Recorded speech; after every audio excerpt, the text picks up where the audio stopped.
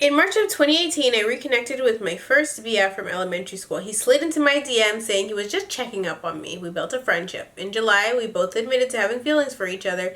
Things were progressing, dates and whatnot. Later, that same month, his father died unexpectedly. I've been there for him in every way I know how. Since then, our romance has basically fizzled.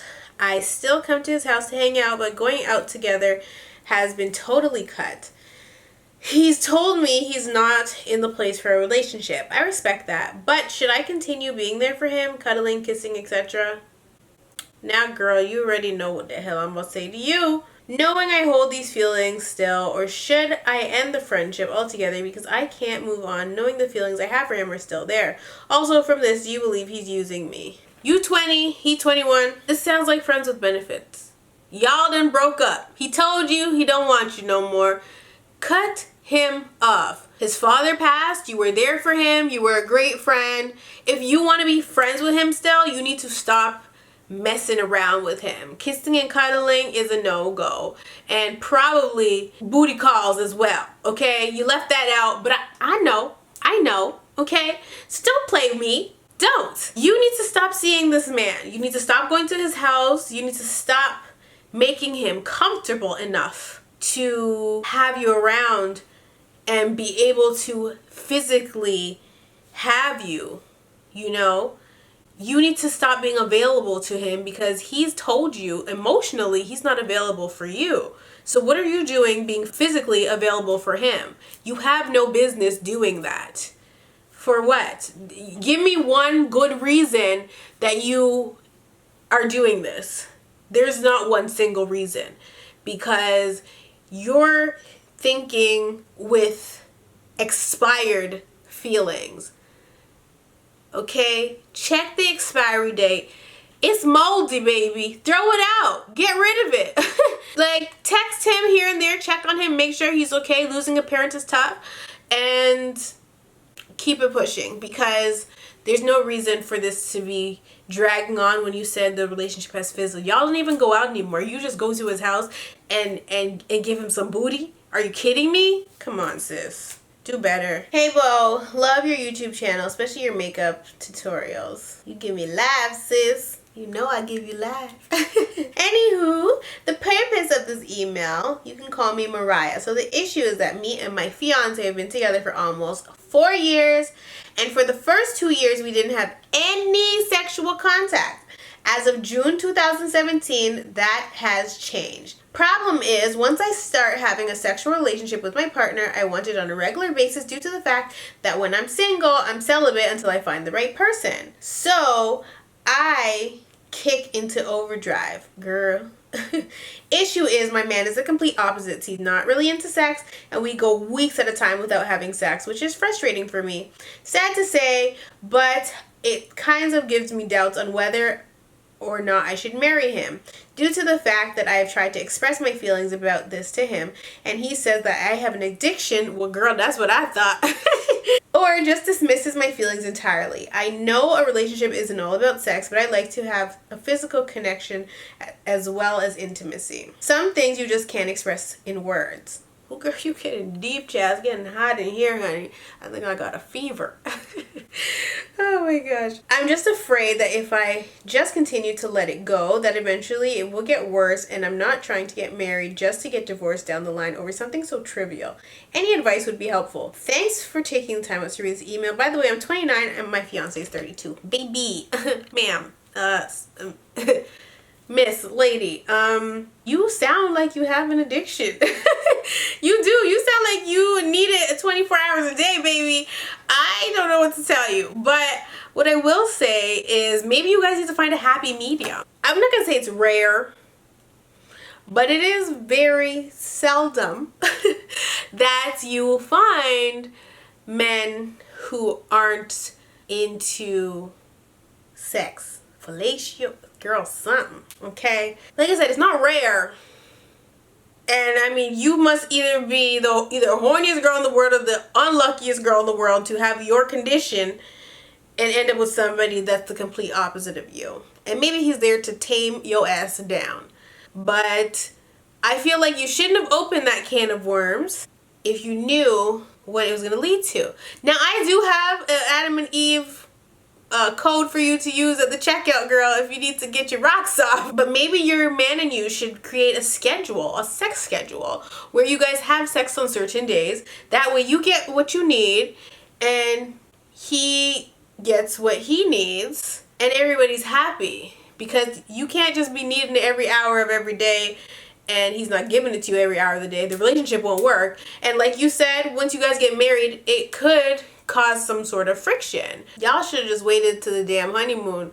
But then I guess this is something that you should have or would have wanted to know before getting married. I don't think not enough sex is grounds to get a divorce, but I'm sure there's people out there that have that type of situation. That is definitely probably falling under irreconcilable differences. Maybe you should reconsider if you even want to marry him to begin with, because you obviously are needing somebody that's on the same level as you. So if you guys can't create a schedule or find a happy medium, then maybe your relationship just isn't gonna work out, because you need sex, he doesn't. It's fire and ice, oil and water, and in your particular case, dick and vagina. It's just not happening. So I say y'all should create a schedule and see how that goes. Hey boo, keep me anonymous, please. My name is... Keep me anonymous, and then you drop your name in the email. Girl, if you don't get your life, we're gonna call you Mac, honey.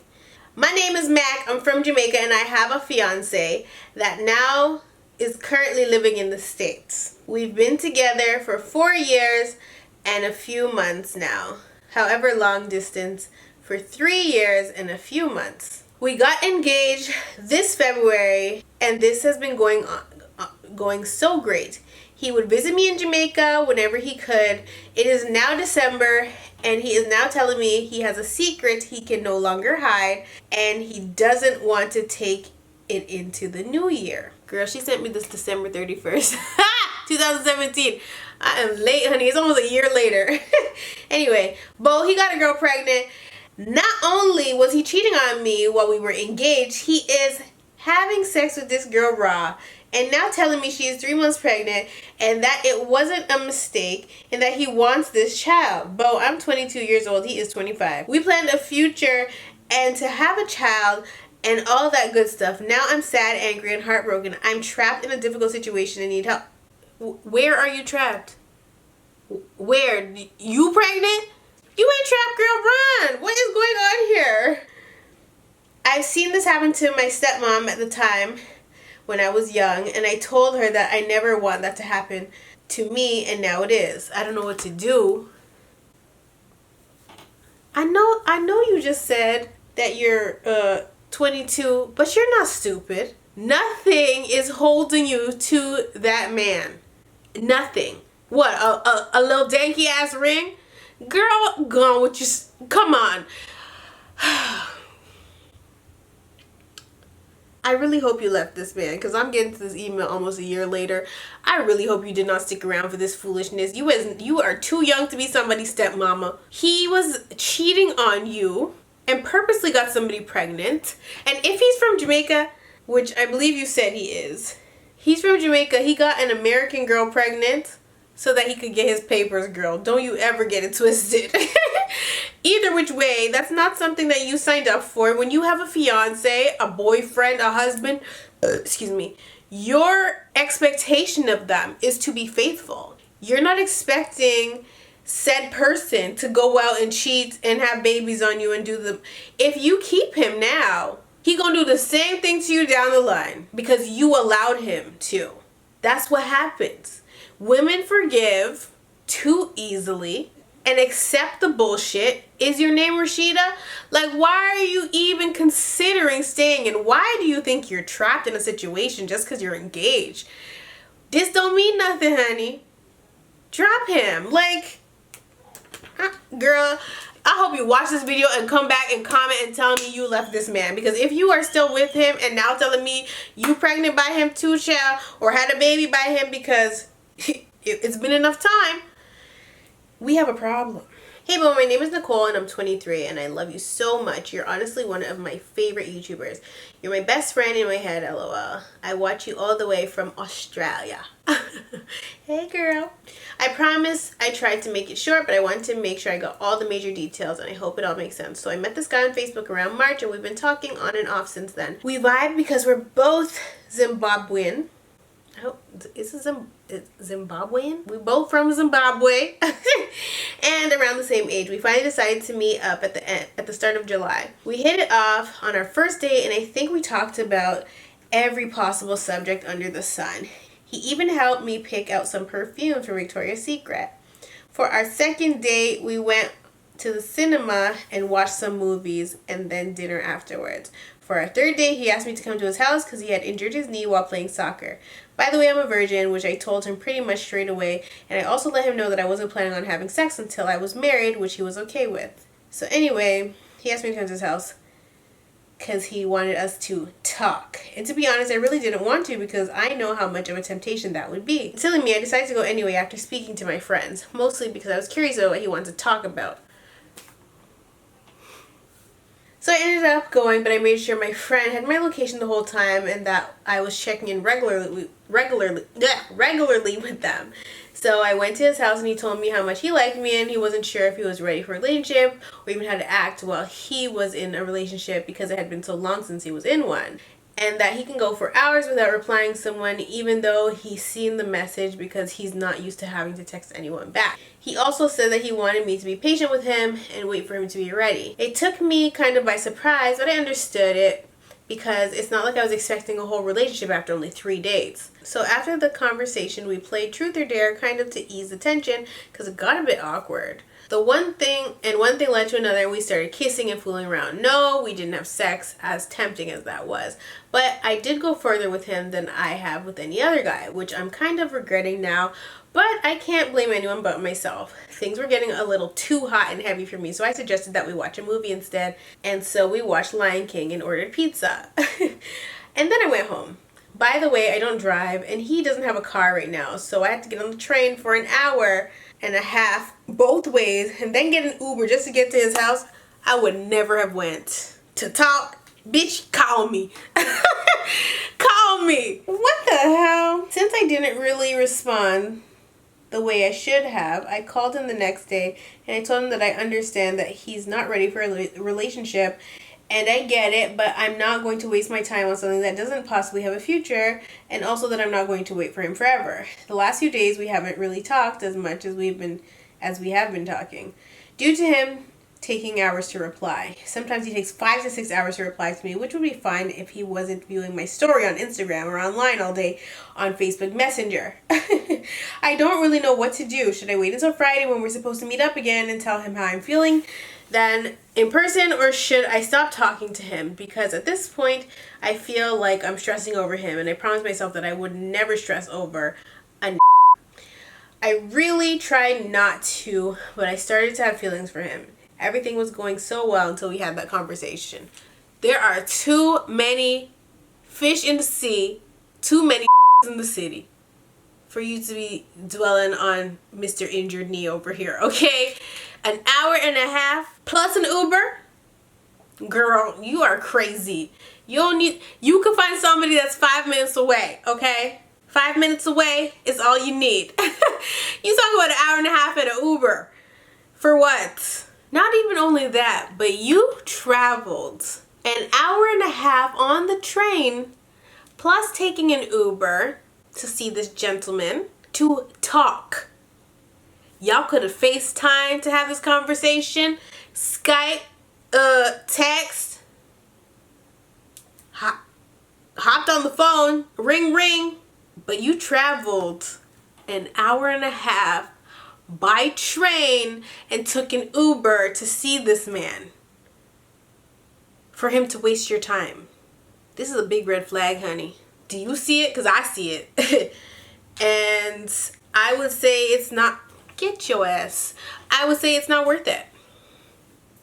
Why are you putting up, why? To me, I don't want to be in a relationship, right? It just sounds like a load of bullshit. It sounds like he's up to no good. It sounds like he's full of secrets, honey, and we don't need secrets in our life, okay?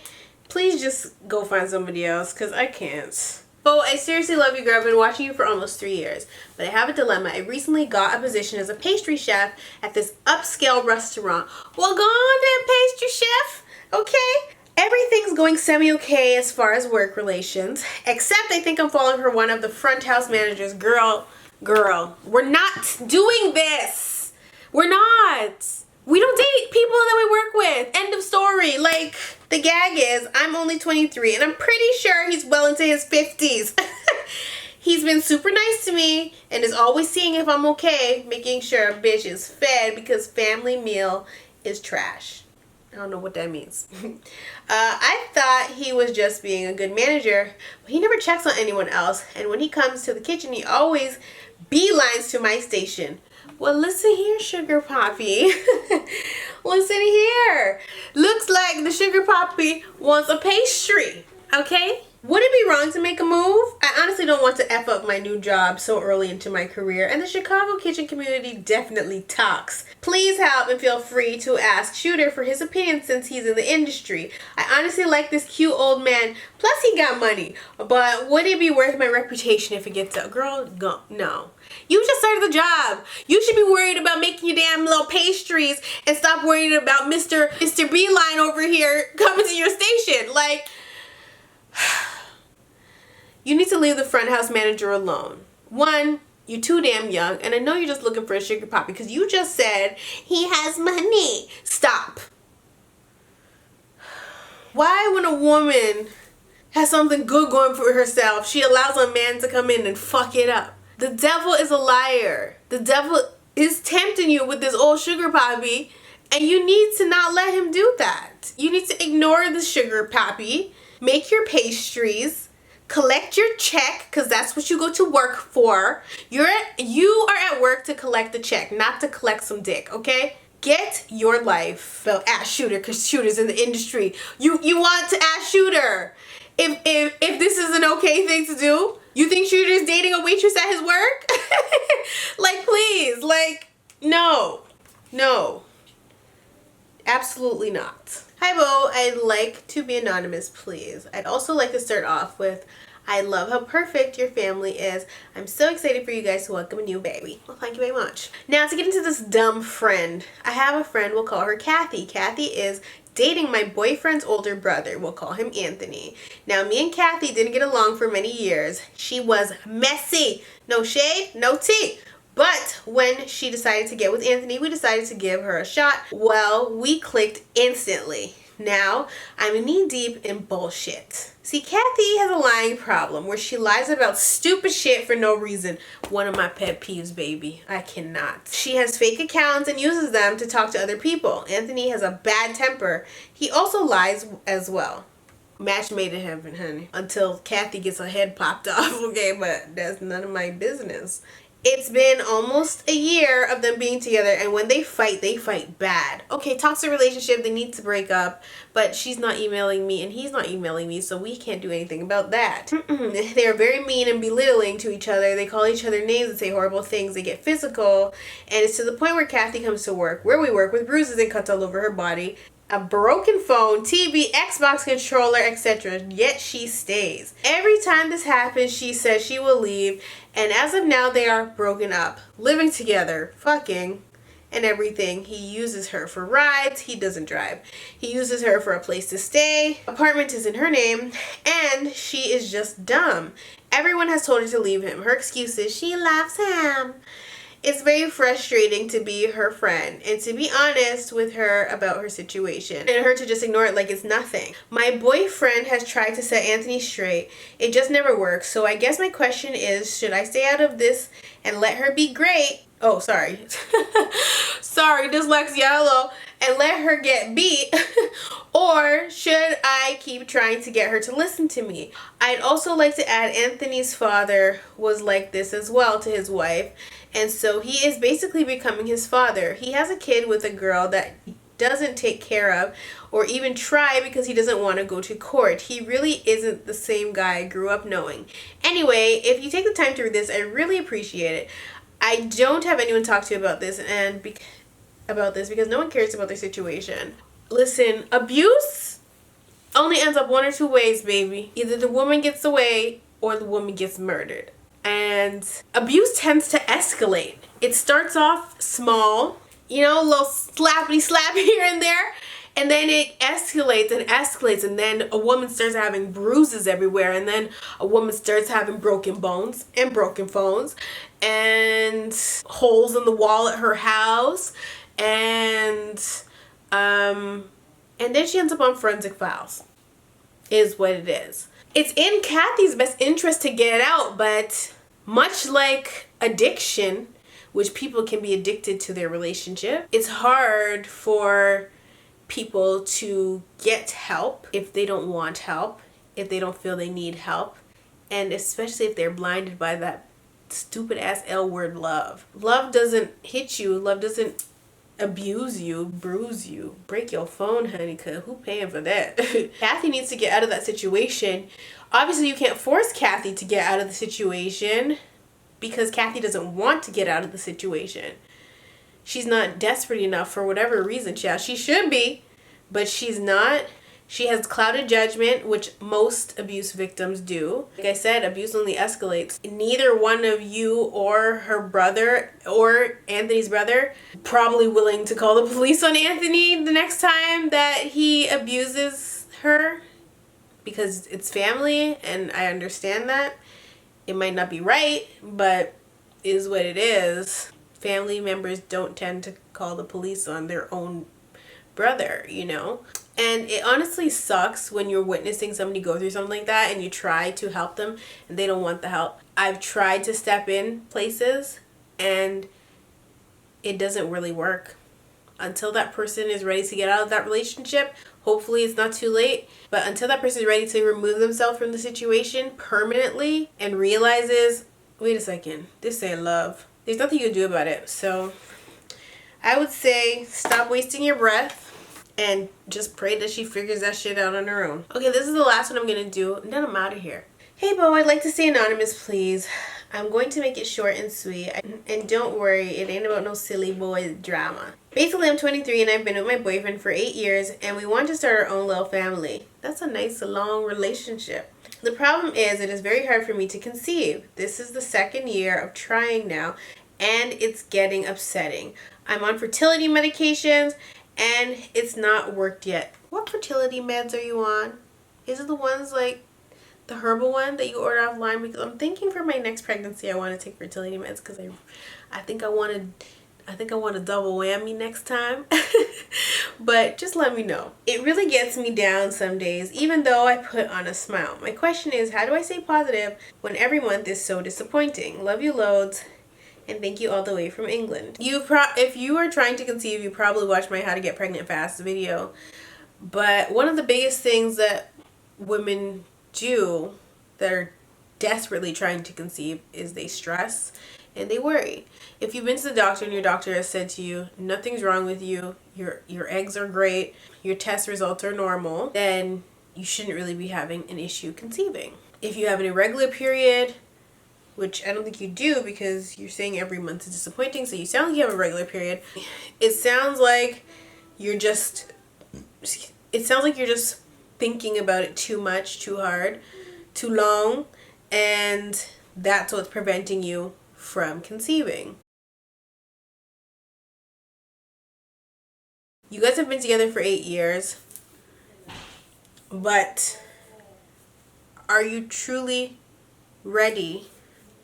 Are you both truly ready to have a baby? If you take your mind off of the whole baby situation and start doing something else that's going to occupy your time, you might get pregnant in the meantime, and then whoops, I got a belly now. Okay, and so I think you need to just distract yourself with something else for the meantime and then get pregnant. But you're very young. Not saying that, fertility drugs are only for certain people, for older people, but I think you're young. I think that you should also be taking prenatal vitamins along with your fertility medicine or medication, sorry. And stop stressing yourself out trying to conceive so badly. Like, girl, last time I got pregnant, as in this time, I wasn't really necessarily trying. I wasn't trying not to get pregnant, but I wasn't trying to get pregnant either. I ended up pregnant. But a lot of the time, pregnancy, or how fertile you are, is in your genetics. And so my mom is fertile myrtle, okay? And so that, I guess, got passed to me. But my grandmother has 10 children. My mom has 5. My aunt has 7. Like, everybody pretty much has a shit ton of kids. And so I know that, I guess for me, it's a little bit more natural. But you should talk to your mom and check out your family history and see what, what everybody's fertility rates have been, and go from there. But really stop stressing about it. Occupy your time doing something else, and don't think about getting pregnant, and maybe you'll just end up pregnant. Because when I got pregnant this time, I was not even ovulating. Like, you have so much time left. Like, you're 23 acting like you're 40. You don't need to be doing all this that you're doing. Take your time, live your best life, and when you get pregnant, you'll get pregnant. For me, in the years previous, so up until 2017, we had never tried to have a baby ever. 2017 was the first time we tried, and we succeeded. And I don't know if you've been trying throughout the 8 years to get pregnant and have not been able to, but for me, I was definitely tracking my period with apps, tracking my ovulation, my fertility days. And if you have to, buy an ovulation kit and pee on it and see when you're ovulating and stuff. And yeah, that's basically all I can tell you. I wish you the best of luck. I sprinkle some baby dust over onto you, and hopefully you'll be pregnant soon and you'll get what you want. That's basically it for this Botox. I gotta go. I'm tired, okay, exhausted, and my back hurts, and that's more than, I just need to go. So I love you all. If you want to email me, it's Botox with 2 S's. It'll be in the description box at gmail.com. And that's it. I love you all, and I'll definitely see you in the next one.